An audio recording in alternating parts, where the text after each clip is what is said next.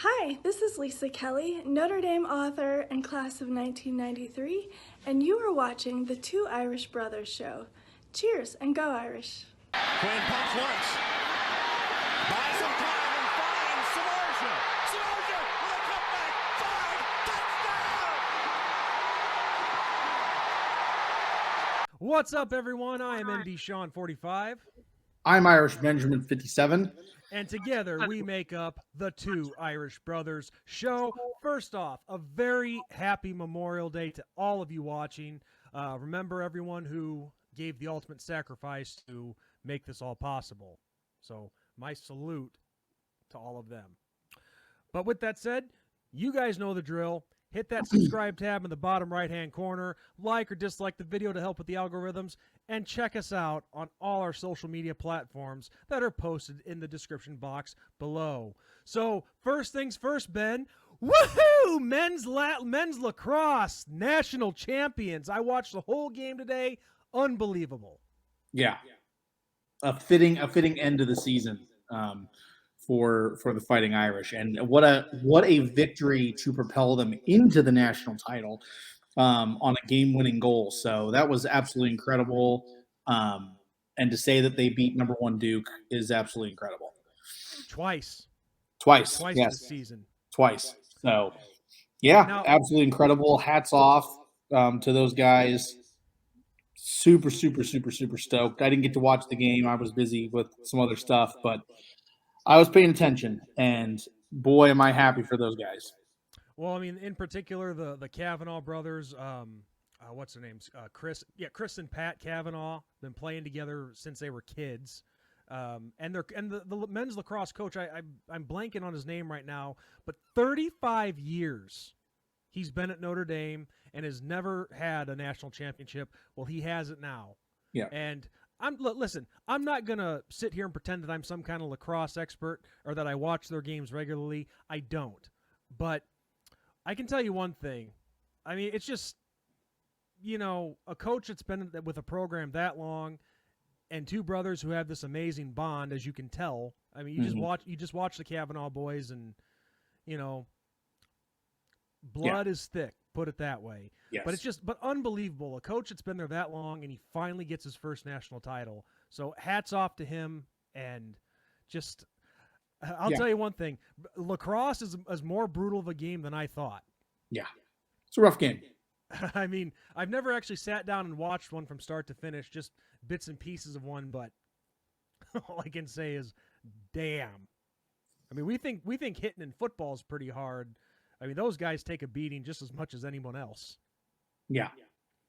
But the game got scary there for a second because Notre Dame had an amazing first half. They go up 6-1 on Duke, and the momentum's on our side, but that Duke team, you got to give them credit. They came back and they made it scary for us. Yes. Because it was 7-7 before you knew it, and then finally the Notre Dame attack woke up and they got back to business and ended up taking care of business. It was a fun game to watch. Yeah, it sounded like it. So, yeah. And I guess when you're like myself, I come from a town that our high school didn't have a lacrosse team. I don't know if yours did, but yeah, it's. I don't know if you really see too many lacrosse teams here in the Midwest. I mean, do you? Depends on where you're at in the Midwest. Well, I mean, Ohio. When I lived in Ohio, there were lacrosse teams galore. But yeah, no, we don't. We have at the school that I work at, we have a lacrosse team. Okay. Just shows but how much that's kind of a more recent thing. That's like 2 years ago it started up. So, but if I had to guess, coming from a non-expert, if I had to guess, I would say the best lacrosse teams would probably be in like the East Coast and the Northeast, maybe. Yeah. So I'm just taking a shot in the dark here. So before anybody rags on me, you're talking to a non-lacrosse guy here. So. But all I know is congrats to the men's lacrosse team for bringing home the national championship. And from what the announcers were saying, and this makes sense, but they said that this was a team, quote, being held together by duct tape, unquote. And when you hear about the injuries and especially to Pat Cavanaugh, I mean, he was playing with a freaking, what was it, a torn hamstring or a pulled hamstring? I mean, I swear to God, he had like his leg was so wrapped so tight, looked like they used the whole roll on it. But I mean, I guess when you're constantly on the go and hitting one another, and it's it's safe to say this is a survival of the fittest game. There's no rest. No rest during the tournament.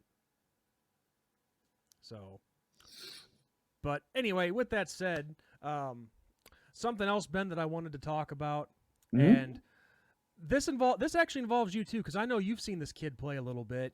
But a tidbit, yeah. I've got to give a special shout out to one of my fellow brethren, and I know his father's going to see this.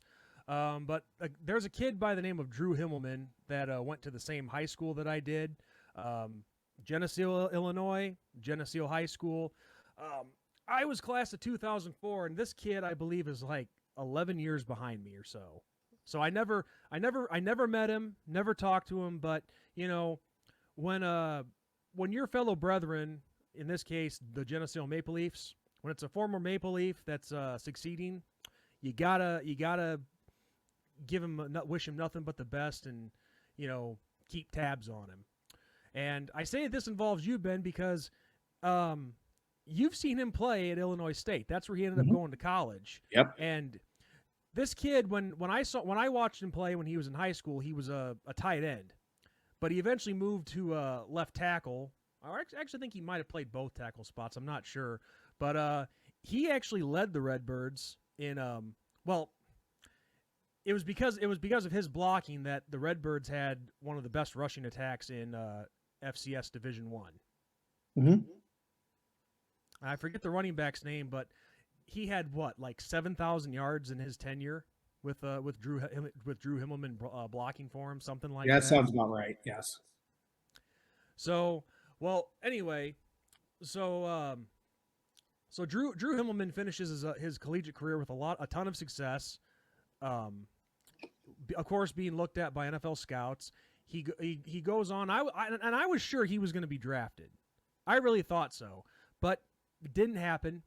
He ended up signing as an undrafted free agent, I think at first with the Denver Broncos, if I'm not mistaken. And I know he also got I think he saw some action in a couple of regular season games, but a lot of the time it was spent on the practice squad. And I'm not sure if there was a couple other teams in between, but I know he's just recently coming off a stint with the Washington Redskins. And yes, I still call them the Redskins. You know me, Ben. I don't play any of this PC crap. They will always be the Washington Redskins. Okay, I digress.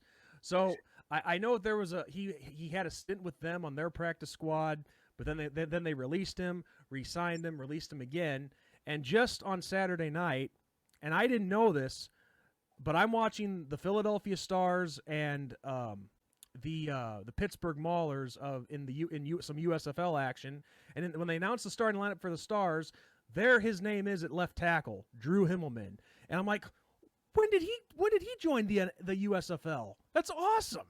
Mm-hmm. And I guess I was talking to his dad very briefly, like just one message, and that was it. But his dad told me that he just signed with the team 4 days ago, and he only had 2 practices. And so, of course, I see his name there, and I'm telling some other fellow Geneseo alum about this, and so of course I'm going to focus on him. And he actually had a pretty good game for only 2 practices. Yeah. And so myself personally, I think this will be a good thing for him to see some time in the USFL, get some regular playing time, and not just playing on the practice squad. And that could get him back to the NFL. It could. It very well could. So, yeah, it was quite a shock to see that. But like I said, I'm not trying to talk like I know the kid. I don't. But like I said, when it's one of your fellow brethren, doesn't matter the generation, you support them. Yeah. And I wish Drew nothing but the best. And if he can if he can keep it up and get some regular playing time and get the, which I'm not saying he hasn't already, but if he can get regular playing time and get the regular feel for professional football, he'll be back in the NFL in no time. Yep.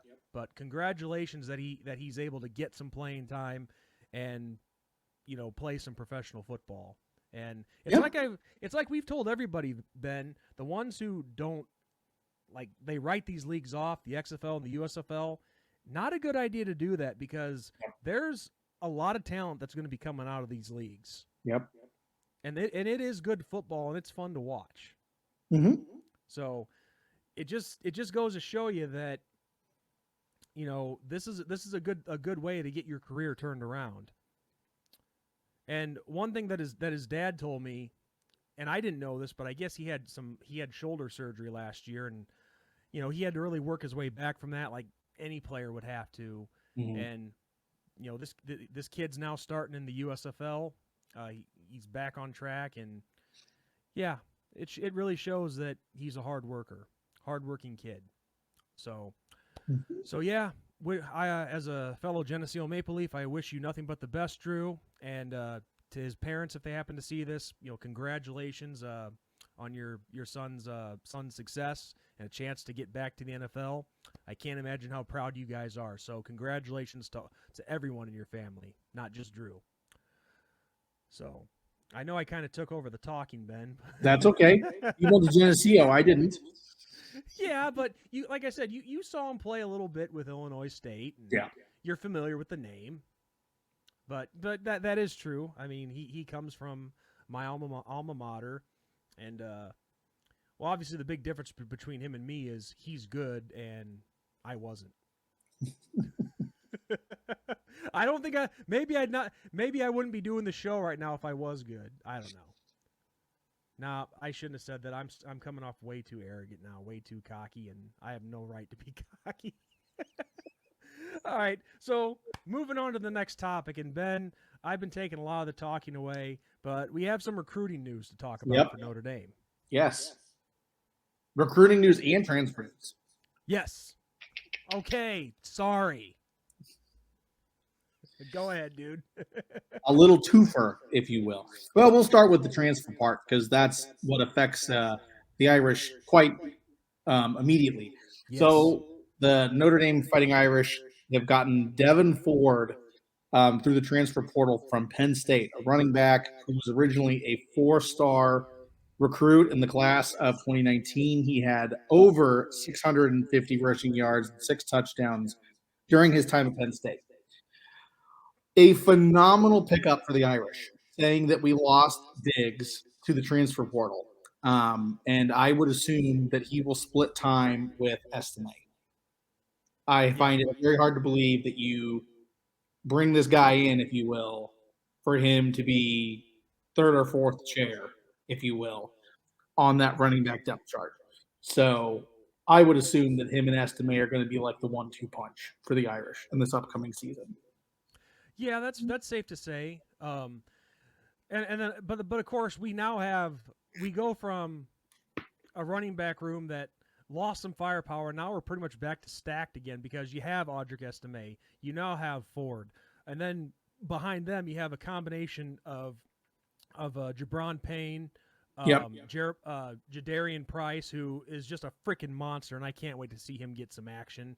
And then incoming freshman Jeremiah Love, who is he looks good, but right now he may have to wait a little bit. Yeah. So we now have a stacked running back room again. Not saying that Diggs isn't a loss. No, it hurts. It hurts. But you can at least lose Diggs. You can at least get some of that back now with Ford coming in. Yes. And so do you think?